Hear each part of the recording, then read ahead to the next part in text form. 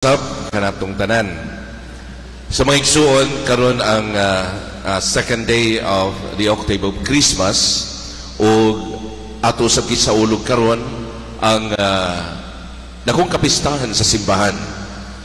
Ang pagsaulog sa kapistahan ni San Esteban nga usa ka diakono o martir sa simbahan.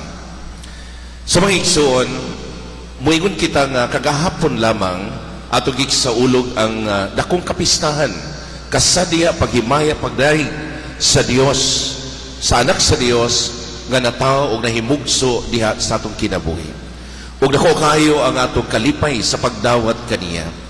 Apan muingon kita nga karong adlaw atong gigsaulog ang kamatayon sa usa ka martir, ang paghatag sa iyang kinabuhi, ang pagpakamatay alang sa atong Ginoo. Ug mao kini si San Esteban. Sa mga igsoon, moingon kita nga unsa may kalambigitan nining duha kadako nga kapistahan nga atong gisaulog karon. Actually, dako kayo and very close diha sa relasyon ilabi na sa pagsaulog sa dakong kalipay sa simbahan. Tungod kay una sa tanan, nasayod kita nga ang pagkatao ni Kristo dunay kahulugan, dakong misyon nga gihatag sa amahan alang kaniya o kini alang sa atong kaluwasan. O gani kung atong mahinumduman nga kini maong pagpakatao ni Kristo magdala kaniya ngadto sa krus, sa pagpakamatay sa krus o sa pagpahatag sa iyang dugo alang sa katawhan. O mausap kini ang atong gisaulog karon sa usa ka tawo nga naghatag sa iyang kinabuhi tungod og alang sa iyang pagigugma ug sa iyang pagsunod sa kabubut-on sa Dios. Andam niya nga gihatag og ipaagas ang iyang dugo aron makahatag kini og katumanan sa misyon nga gihatag kaniya sa Ginoo. Mga igsoon, si San Esteban maabtik diha sa pagsangyaw sa ebanghelyo, sa maayong balita. O gani walay bisan kinsa nga makadaog sa pakiglantuki kaniya tungod kay puno siya sa kaalam sa pagpasabot o kaalam sa paghatag og kalamdagan og tinawan sa hunahuna sa mga tao.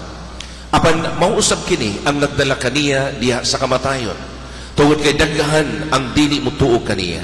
Ang pagsabot sa iyang mga kaaway sa iyang gisulti mao ang iyang pagpasipala sa Dios. Apan siya ng padayon tungod kay nasayod siya nga ang iyang mga gibuhat maayo ug mao kini ang kabubut-on sa Dios ug mao kini ang sugo kaniya, ang misyon nga gisangon kaniya sa pagpadayon sa iyang kinabuhi. Ug tinuod tungod niini gidawat niya ang kamatayon, bunga sa iyang pagkamatinud-anon sa Dios. Diha sa iyang kamatayon o bago siya gihatagan nining silot sa kamatayon, iya gayud nga gipadungog ngadto sa iyang mga kaaway. Nga ang iyang kaugalingon aliban na ang iyang espiritu, iya kini gihalad ngadto sa Dios. Ug ikaduha, iya kining gipasaylo, paghatag o pagpasaylo sa mga tao ilabi na sa iyang mga kaaway nga mga maputay kaniya. Mga igsoon, dili ba kining duha ka matud pa kamatuuran nga iyang gisangyaw bisan atubangan sa kamatayon, mausab kini ang gipakita ni Kristo diha kanato. Mingon siya, amahan, akong ihalad ang akong espiritu diha kanimo, no? Ang pagtugyan sa espiritu ni Kristo ngadto sa amahan. Ug ang ikaduha, mingon siya, pasayloas sila kay wala sila masayod sa ilang gibuhat. Mga igsoon, unsa man ni nga pamalandong alang kanato ilabi na ni adlaw. Kini nagpahinumdum kanato nga dili lang kita ania aron pagdawat sa manunubos nga natawo kanato. Apan labaw sa tanan, andam kita mudawat diha sa dangatan sa iyang kinabuhi. Kay mao kini ang larawan sa misyon nga gihatag sa Dios sa amahan ngadto kaniya. Di kitang tanan isip mga binunyagan, isip mga disipulo giawhag usab sa pagsunod kang Kristo o dili lang pagdawat kaniya apan pagsunod kaniya sa matag adlaw sa iyang mga lakang bisan hangtod sa krus, hangtod sa iyang kamatayon. Mga igsoon, mao kini ang dalan nga atong gisubay karon. Isip iyang mga disipulo, andam kita usab mudawat sa misyon nga gisangon sa Dios kanato, bisan kini kung nagahulugan og mga kalisdanan og kamatayon alang kanato.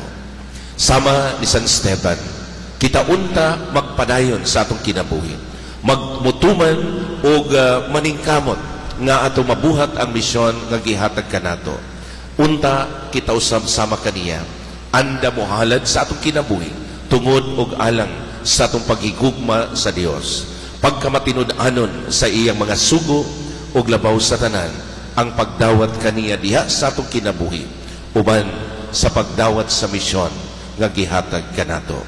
Mga igsoon, atong iampo ang tibok simbahan nga unta sa kanunay magmatinud-anon kita sa mga sugo sa Dios ug pagkinabuhi niini diha sa atong adlaw-adlaw nga pagkinabuhi. Amen.